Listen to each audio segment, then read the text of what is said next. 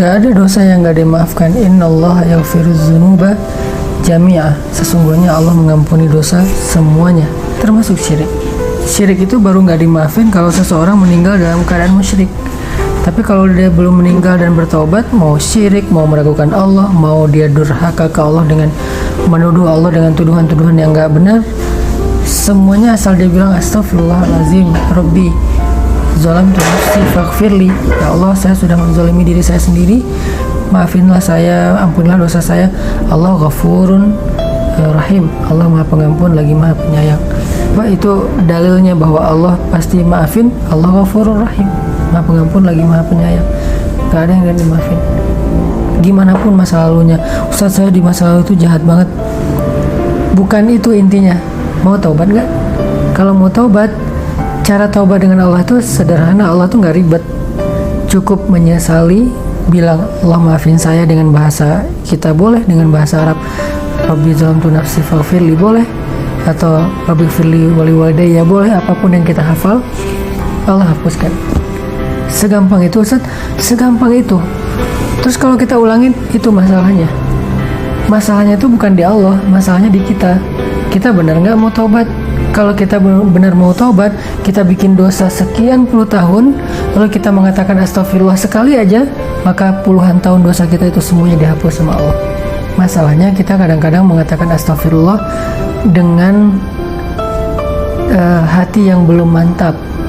Astagfirullah kita itu hanya gara-gara kita lagi ada masalah.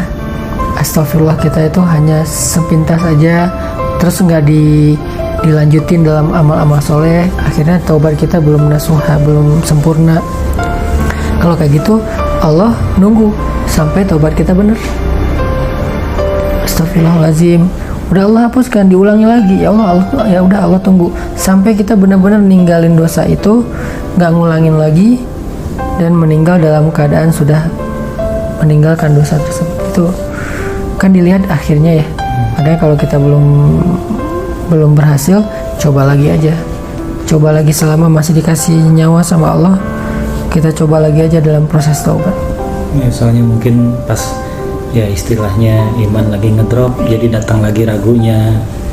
Jadi ya tadi ada pikiran itu selain taubat, kalau yang bab ragu itu dia juga perlu belajar mencas iman. Iman itu kalau nggak dicas, apalagi kita banyak banget ngedownload hal-hal yang nggak baik ya, yang makan kuota, makan baterai, makan pulsa iman. Jadi harus sering-sering dicas. Ngecasnya, salah satu cara mencas iman yang paling sederhana itu adalah mendengar nasihat dari orang soleh. Dengerin taklim, dengerin booster, dengerin ceramah di YouTube. Pokoknya dengerin sebanyak-banyaknya biar iman kita dicas terus. Dengarkan itu dengan respek kepada ulama. Kalau kita mendengarkan nasihat tapi kita kayak sebel sama orangnya, susah. Kenapa sebel? Mungkin kita nggak suka aja sama image dia yang dibangun oleh media misalnya. Nah susah kalau kayak gitu. Tapi kalau kita mendengar dengan respek dan berhusnuzon bahwa dia itu orang soleh yang perlu kita dengarkan nasihatnya, itu akan kerasa. Pernah nggak dengar ceramah ke orang yang menurut Inong biasa aja, ceramahnya tuh bagus tapi kayak nggak berasa. Iya. Atau ceramahnya sederhana tapi karena kita respect sama orangnya jadi kayak berkualitas gitu kan. Penting menghargai orang lain itu penting. Sahabat mendengar nasihat dari Nabi itu langsung naik imannya. Kenapa? Mereka sangat menghargai Rasulullah, mereka sangat menghormati Rasulullah. Coba kalau kita ketika mendengar nama Rasulullah itu, kita langsung kayak ada rasa, wah ini bukan orang biasa nih yang disebut, yaitu sosok Rasulullah SAW. Minimal kalau mau lebih ideal sih kita bilang Sallallahu Alaihi Wasallam. Kalau orang zaman dulu itu sampai Sallallahu Alaihi Wasallam. Jadi selalu angkat tangan, dan itu nggak malu buat mereka.